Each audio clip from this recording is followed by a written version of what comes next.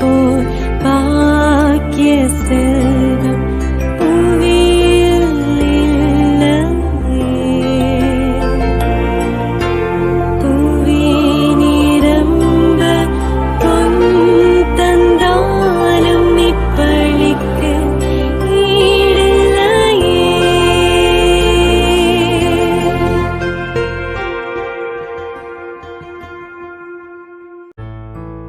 திருப்பலி ஒளிபரப்ப உதவுபவர்கள்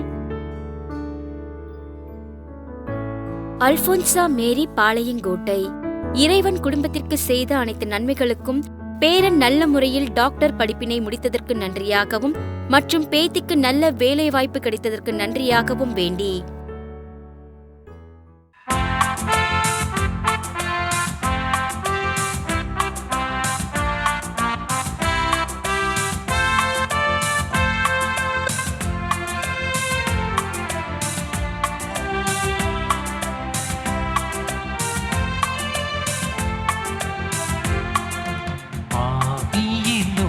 என்றும் உண்மையிலும் வழிபட வாருங்கள். இந்த அவனியில் இறைவன் அரசினை காணும் ஆனந்தம் பாருங்கள். ஆவியிலும் என்றும் உண்மையிலும் வழிபட வாருங்கள். இந்த அவனியில் இறைவன் அரசினை காணும் ஆனந்தம் பாருங்கள். தந்தை மகன் தூயாவியாரின் பெயராலே ஆமென். நம் ஆண்டவராகிய இயேசு கிறிஸ்துவின் அருளும் கடவுளின் அன்பும் தூயாவியாரின் நட்புறவும் உங்கள் அனைவரோடும் இருப்பதாக. உம்மான்மாவோடும் இருப்பதாக. பசித்திருக்கிற மக்களுக்கு கடவுள் உணவின் வடிவில் வருகிறார் என்று சொன்னவர் மகாத்மா காந்தி அவர்கள். இயேசு பசித்திருந்த மக்களுக்கு உணவை பருகச் செய்து பகிர்ந்தளித்தார். அதைவிட மிக முக்கியமாக தம்மையே நமக்கு இந்த நற்கருணை பலியிலே உணவாக தருகின்றார்.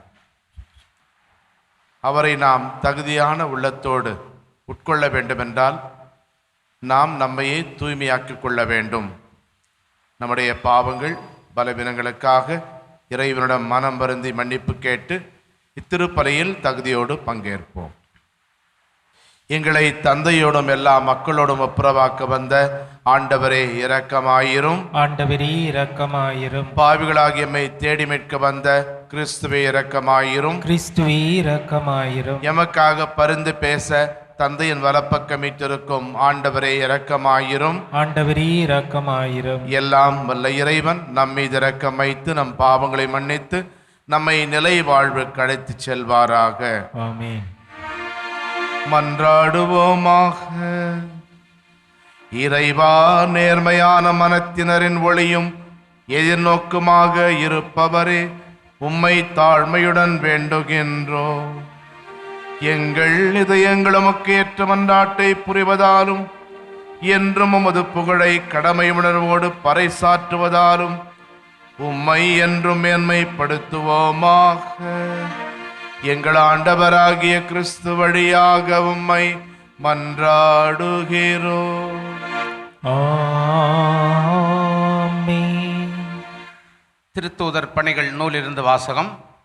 அதிகாரம் 5, இறை வார்த்தைகள் 34 முதல் 42 முடிய. அந்நாட்களில் கமாலியல் என்னும் பேருடைய பரிசேயர் ஒருவர் தலைமை சங்கத்தில் எழுந்து நின்றார்.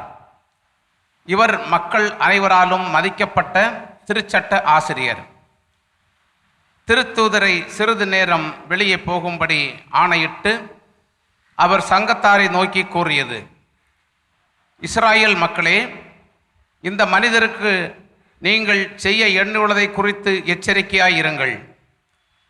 சிறிது காலத்திற்கு முன்பு தெயுதா என்பவன் தோன்றி தான் பெரியவன் என்று கூறிக்கொண்டு ஏறத்தாழ 400 பேரை தன்னுடன் சேர்த்து கொண்டான். ஆனால் அவன் கொல்லப்பட்டான்.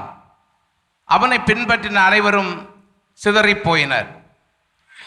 அந்த இயக்கம் ஒன்றுமில்லாமல் போயிற்று. இவற்றிற்கு பின்பு மக்கள் தொகை கணக்கிடப்பட்ட நாட்களில் கலிலேயனான யூதா என்பவன் தோன்றி தன்னோடு சேர்ந்து கிளர்ச்சி செய்யும்படி மக்களை தூண்டினான். அவனும் அழிந்தான். அவனை பின்பற்றிய மக்கள் அனைவரும் சிதறிப் போயினர். ஆகவே இப்போது நீங்கள் இம்மனிதர்களை விட்டுவிடுங்கள் என நான் உங்களுக்கு கூறுகிறேன். இவர்கள் காரியத்தில் நீங்கள் தலையிட வேண்டாம். இவர்கள் திட்டமும் செயலும் மனிதனிடமிருந்து வந்தவை என்றால் அவை ஒழிந்து போகும். அவை கடவுளை சார்ந்தவை என்றால் நீங்கள் அவற்றை ஒழிக்க முடியாது. நீங்கள் கடவுளோடு போரிடுவராகவும் ஆவீர்கள். அவர் கூறியதை சங்கத்தார் ஏற்றுக்கொண்டனர். பின்பு அவர்கள் திருத்தூதர்களை அழைத்து அவர்களை நைய புடைத்து இயேசுவை பற்றி பேசக்கூடாது என்று கட்டளையிட்டு விடுதலை செய்தனர். இயேசுவின் பெயரை முன்னிட்டு அவமதிப்புக்கு உரியவர்களாக கருதப்பட்டதால் திருத்தூதர்கள் மகிழ்ச்சியோடு தலைமை சங்கத்தை விட்டு வெளியே சென்றார்கள். அவர்கள் நாள்தோறும் கோயிலிலும் வீடுகளிலும் தொடர்ந்து கற்பித்து இயேசு கிறிஸ்துவை பற்றிய நற்செய்தியை அறிவித்து வந்தார்கள். ஆண்டவரின் அருள்வாக்கு. இறைவனுக்கு நன்றி. பதிலுரை பாடல் பல்லவி. ஆண்டவரின் இல்லத்தில் நான் குடியிருக்க வேண்டும். ஆண்டவரது இல்லத்தில் நான் குடியிருக்க வேண்டும். ஆண்டவரே என் ஒளி, அவரே என் மீட்பு, யாருக்கு நான் அஞ்ச வேண்டும்? ஆண்டவரே என் உயிருக்கு அடைக்கலம், யாருக்கு நான் நடுங்க வேண்டும்? நான் ஆண்டவரிடம் ஒரு விண்ணப்பம் செய்தேன், அதையே நாடி தேடுவேன். ஆண்டவரின் இல்லத்தில் நான் என் வாழ்நாள் எல்லாம் குடியிருக்க வேண்டும். ஆண்டவரின் அழகை நான் காண வேண்டும். அவரது கோயிலில் அவரது திருவுளத்தை காண வேண்டும். பல்லவி. ஆண்டவரின் இல்லத்தில் நான் குடியிருக்க வேண்டும். வாழ்வோரின் காட்டினிலே ஆண்டவரின் நலன்களை காண்பேன் என்று நான் இன்னும் நம்புகின்றேன். நெஞ்சே ஆண்டவருக்காக காத்திரு, மன உறுதி கொள், உன் உள்ளம் வலிமை பெறட்டும், ஆண்டவருக்காக காத்திரு. பல்லவி. ஆண்டவரின் இல்லத்தில் நான் குடியிருக்க வேண்டும்.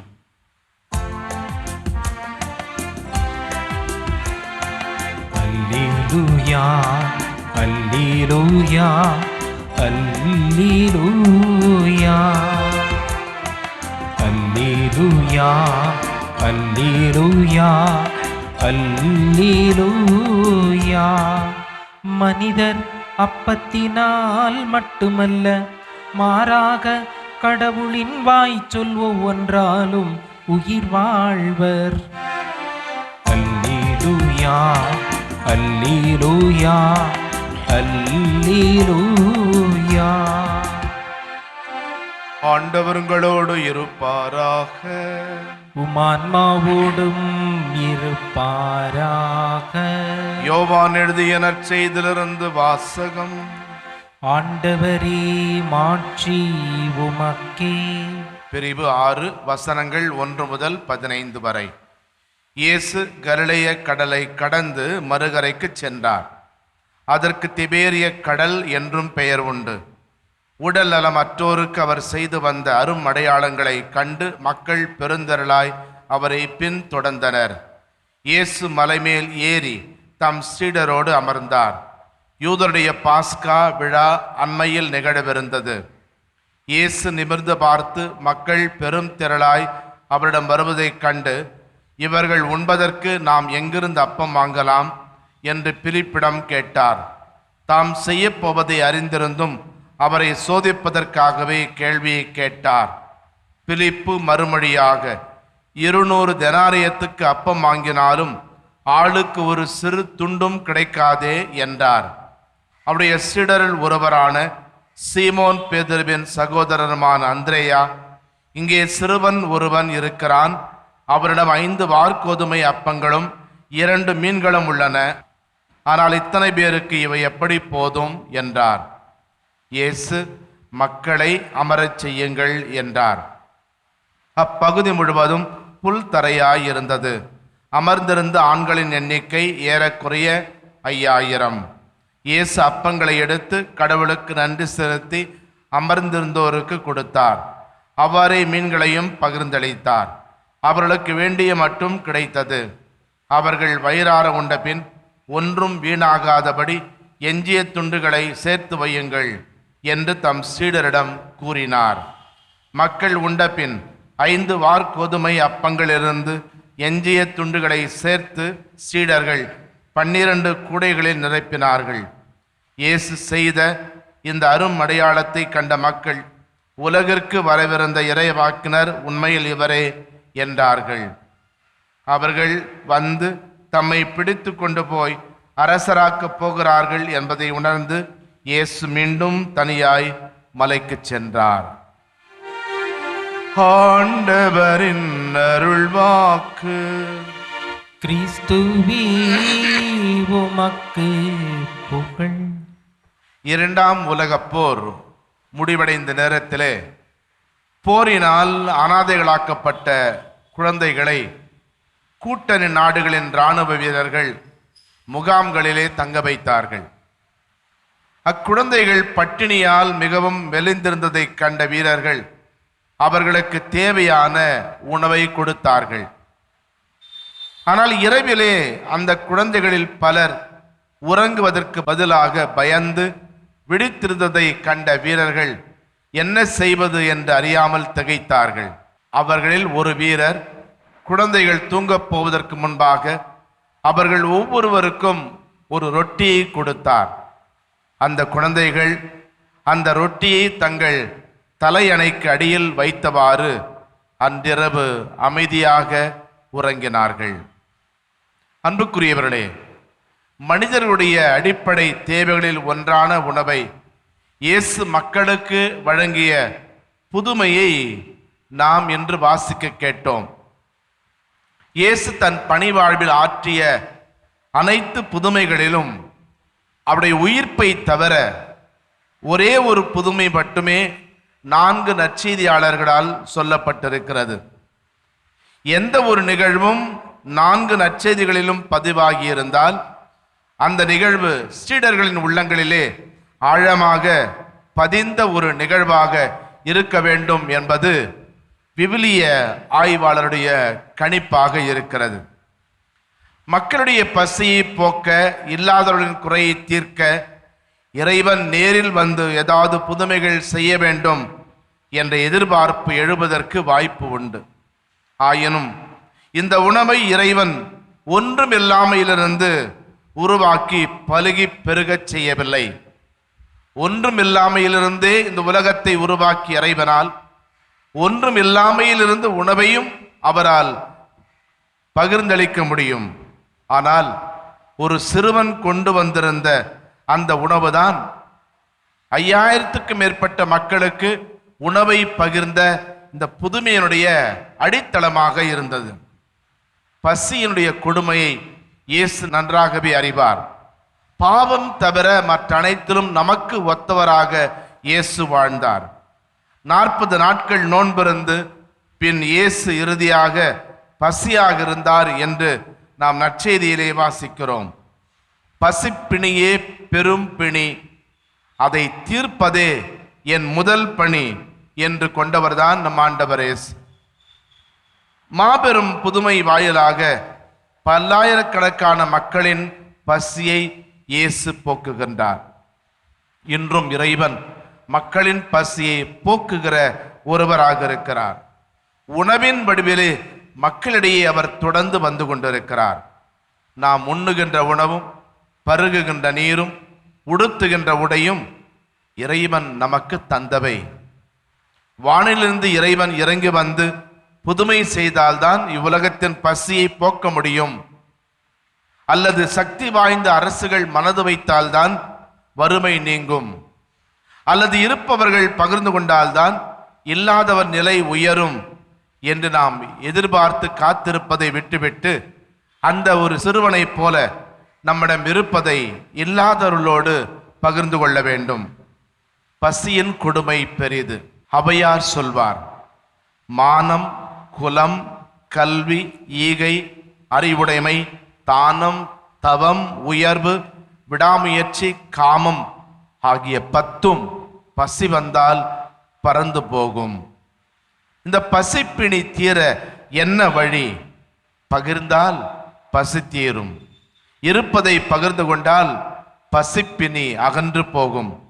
வறுமை கோட்டிற்கு கீழே வாழ்வோருடைய எண்ணிக்கையானது குறையும்.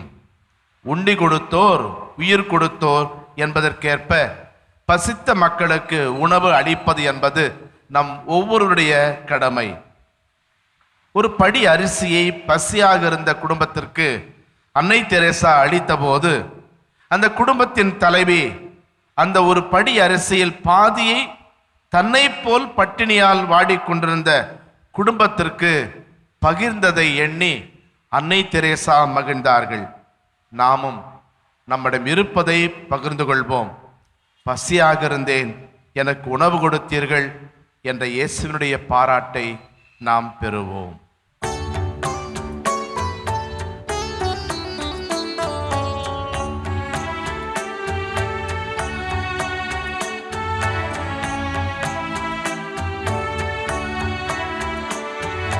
தந்தேன் தந்தேன் இறைவா, என்னை தந்தேன் தந்தேன் தலைவா. தந்தேன் தந்தேன் இறைவா, என்னை தந்தேன் தந்தேன் தலைவா. உள்ளது எல்லாம் உமக்காக, உயிர் பலியானாய் எமக்காக, அதில் எம்மையும் இணைத்திடவா. தந்தேன் தந்தேன் இறைவா, என்னை தந்தேன் தந்தேன் தலைவா. சகோதரர்களே சகோதரிகளே, என்னுடையதும் உங்களது ஆனந்தி பலி எல்லாமல்ல தந்தையாக இறைவனுக்கு ஏற்றதாகும்படி மன்றாடுங்கள். ஆண்டவர் தமது பெயரின் புகழ்ச்சிக்காகவும் ஆட்சிக்காகவும் நமது நன்மைக்காகவும் புனித திரு அவை அனைத்து நலனுக்காகவும் உமது கையில் இருந்து இப்பலியை ஏற்றுக்கொள்வாராக. ஆண்டவரே, எமது குடும்பத்தின் காணிக்கைகளை இரக்கத்தோடு ஏற்றுக்கொள்ள உம்மை வேண்டுகிறோம். அதனால் உமது பாதுகாவலின் உதவியால் தான் பெற்றுக்கொண்டதை ஒருபோதும் இழந்து விடாமல் அது நிலையான பரிசை அடைவதாக எங்கள் ஆண்டவராகிய கிறிஸ்து வழியாக உம்மை மன்றாடுகிறோம். ஆமென். ஆண்டவர் உங்களோடு இருப்பாராக. உம்மான்மாவோடும் இருப்பாராக. இதயங்களை மேலே எழுப்புங்கள். ஆண்டவரிடம் எழுப்பியுள்ளோம். நம் இறைவனாகிய ஆண்டவருக்கு நன்றி கூறுவோம். அது தகுதியும் நீதியும் ஆனதே. ஆண்டவரே, எக்காலத்திலும் உம்மை புகழ்ந்துரைப்பதும் எல்லாவற்றுக்கும் மேலாக எங்கள் பாஸ்காவாகிய கிறிஸ்து பலியான இச்சிறப்பான காலத்தில் உம்மை இன்னும் மிகுதியாக வாழ்த்தி போற்றுவதும் மெய்யாகவே தகுதியும் நீதியுமாகும். எங்கள் கடமை மீட்புக்குரிய செயலுமாகும். கிறிஸ்து வழியாகவே உமது ஒளியின் மக்கள் நிலை வாழ்வில் நுழைகின்றனர். விண்ணரசின் கதவுகள் நம்பிக்கையாளருக்கு திறந்துவிடப்படுகின்றன. ஏனெனில் சாவுக்குரிய எங்கள் வாழ்வும் அவரது சாவால் மீட்படைந்து அவரது உயிர்ப்பிலே அனைவரது வாழ்வும் உயிர்த்தடலாயிற்று. ஆகவே பாஸ்கா மகிழ்ச்சி பொங்க அனைத்துலகின் மாந்தர் அனைவரும் மக்களிக்கின்றனர். அவ்வாறு ஆற்றல் மிக்கோரும் அதிகாரம் கொண்ட தூதர்களும் மாட்சியை புகழ்ந்து முடிவின்றி போற்றுவதாவது: தூயவர் தூயவர் தூயவர், வான்படிகளின் கடவுளாம் ஆண்டவர். விண்ணகமும் மண்ணகமும் உமது மாட்சியால் நிறைந்துள்ளன. உன்னதங்களிலே ஓசன்னா. ஆண்டவர் பேரால் வருகிறவர் ஆசி பெற்றவர். உன்னதங்களிலே ஓசன்னா. ஆண்டவரை நிர்மையாகவே தூயவர், தூய்மை அனைத்துக்கும் ஊற்று. ஆகவே நம்முடைய ஆவியை பொழிந்து இக்காணிக்கைகளை தூய்மைப்படுத்த மெய் வேண்டுகிறோம். இவ்வாறு எங்கள் ஆண்டவர் இயேசு கிறிஸ்துவின் உடலும் இரத்தமுமாக எங்களுக்கு இவை மாறுபடவாக. அவர் பாடுபட உளம் கனிந்து தம்மை கையளித்த போது அப்பத்தை எடுத்து நன்றி செலுத்தி அதை பிட்டு தம் சீடர்களுக்கு அளித்து இயேசு கூறியதாவது: அனைவரும் இதிலிருந்து பெற்று உண்ணுங்கள், ஏனெனில் இது உங்களுக்காக கையளிக்கப்படும் என் உடல்.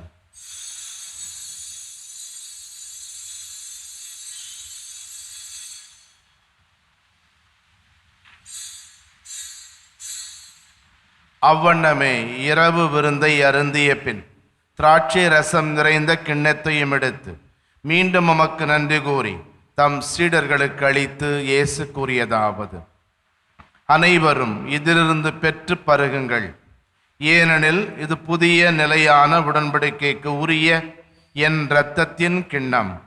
இது பாவ மன்னிப்புக்கென்று உங்களுக்காகவும் பலருக்காகவும் சிந்தப்படும். இதை என் நினைவாகச் செய்யுங்கள்.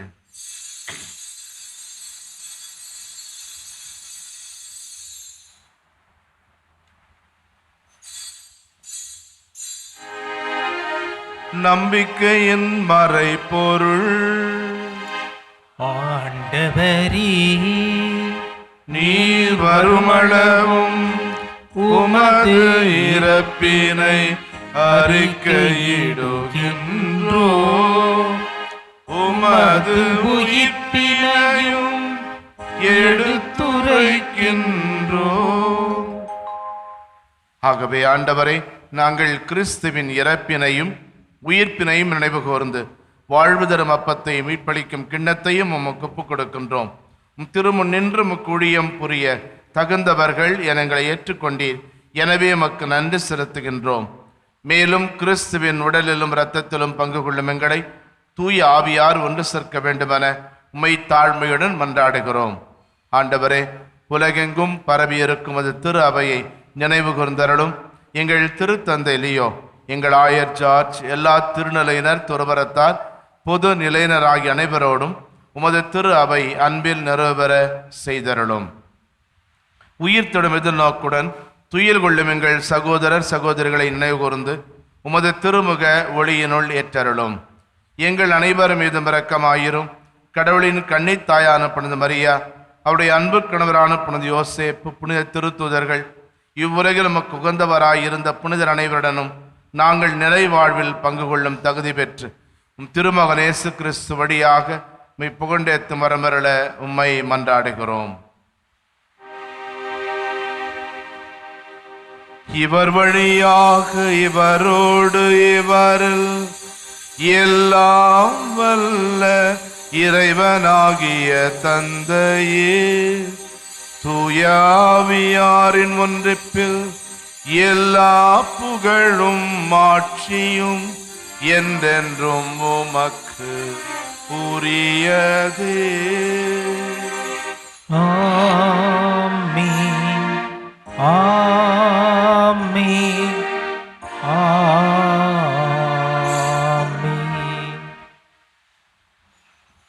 வாழ்வு தரக்கூடிய இந்த உணவை நமக்கு எப்பொழுதும் தர வேண்டும் என்று விண்ணகத் தந்தை நோக்கி மன்றாடுவோம். விண்ணுலகில் இருக்கின்ற எங்கள் தந்தையே, உமது பெயர் தூயதென போற்றப் பெறுக, உமது ஆட்சி வருக, உமது திருவிழம் விண்ணுலகில் நிறைவேறுவது போல மண்ணுலகிலும் நிறைவேறுக. எங்கள் அன்றாட உணவை இன்று எங்களுக்கு தாரும். எங்களுக்கு எதிராக குற்றம் செய்வோரை நாங்கள் மன்னிப்பது போல எங்கள் குற்றங்களை மன்னியும். எங்களை சோதனைக்குட்படுத்தாதேயும், தீமையிலிருந்து எங்களை விடுவித்தருளும். ஆண்டவரே, தீமை அனைத்திலிருந்தும் எங்களை விடுவித்து எங்கள் வாழ்நாளில் அமைதியை கனிவுடன் அருள மன்றாடுகிறோம். உமது இரக்கத்தின் உதவியால் நாங்கள் பாவத்திலிருந்து எப்போதும் விடுதலை பெற்று யாதொரு கலக்கமுமின்றி நலமாயிருப்போமாக. நாங்கள் எதிர்நோக்கி இருக்கும் பேரின்பத்துக்காகவும் எம் மீட்பராகிய இயேசு கிறிஸ்துவின் வருகைக்காகவும் காத்திருக்கின்றோம். ஏனெனில் ஆட்சியும் வல்லமையும் ஆட்சியும் என்றென்றும் உமதே. ஆண்டவரே இயேசு கிறிஸ்துவே, அமைதியை உங்களுக்கு விட்டுச் செல்கின்றேன், என் அமைதியை உங்களுக்கு அளிக்கின்றேன் என்றும் திருத்தூதர்களுக்கு சொன்னீரே. எங்கள் பாவங்களை பாராமல் நாங்களும் வைத்திருக்கும் நம்பிக்கை மட்டுமே கண்ணோக்கி எங்கள் ஒவ்வொருவருக்கும் அமைதியையும் எங்கள் குடும்பங்களுக்கு ஒற்றுமையும் உலக நாடுகளுக்கிடையே நிரந்தரமான உண்மையான சமாதானத்தையும் தந்திரள திருவுளம் கொள்வீராக. என்றென்றும் வாழ்ந்து ஆட்சி செய்கின்றவர் நீரே. ஆமென். ஆண்டவருடைய சமாதானம் உங்களோடு என்றும் இருப்பதாக, உமான்மாவோடும் இருப்பதாக. ஒருவருக்கொருவர் சமாதானத்தை அறிவித்துக் கொள்வோம். சமாதானம். உலகின் பாவங்களை போக்கும் இறைவனின் செம்மறியே, எங்கள் மேல் இரக்கமாயிரும். உலகின் பாவங்களை போக்கும் இறைவனின் செம்மறியே, எங்கள் மேல் இரக்கமாயிரும். உலகின் பாவங்களை போக்கும் இறைவனின் செம்மறியே, எங்களுக்கு அமைதியை அளித்தருளும்.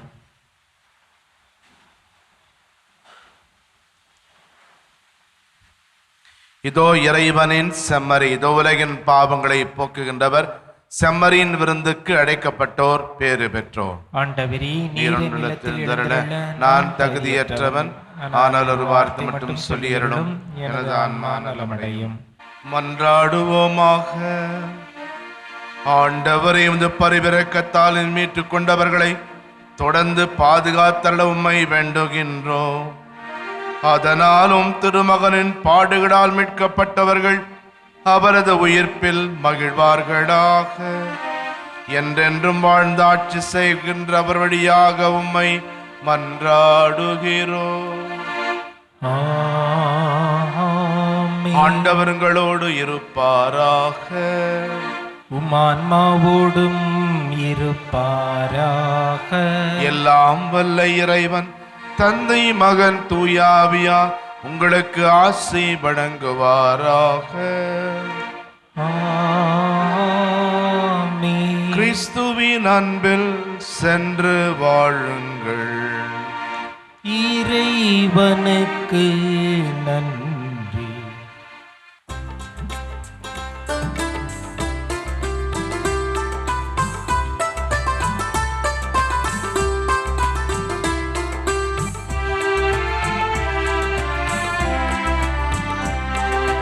அலைக்கடல் ஒளிர் மீனே, செல்வ ஆண்டவர் தாயாரே, செல்வ ஆண்டவர் தாயாரே, நிலை பெயராக்கன்னி மோட்ச நெறி கதவே வாழி, நிலை பெயராக்கன்னி மோட்ச நெறி கதவே வாழி. திருப்பலி ஒளிபரப்ப உதவியவர்கள்: அல்போன்சா மேரி பாளையங்கோட்டை. இறைவன் குடும்பத்திற்கு செய்த அனைத்து நன்மைகளுக்கும், பேரன் நல்ல முறையில் டாக்டர் படிப்பினை முடித்ததற்கு நன்றியாகவும் மற்றும் பேத்திக்கு நல்ல வேலைவாய்ப்பு கிடைத்ததற்கு நன்றியாகவும் வேண்டி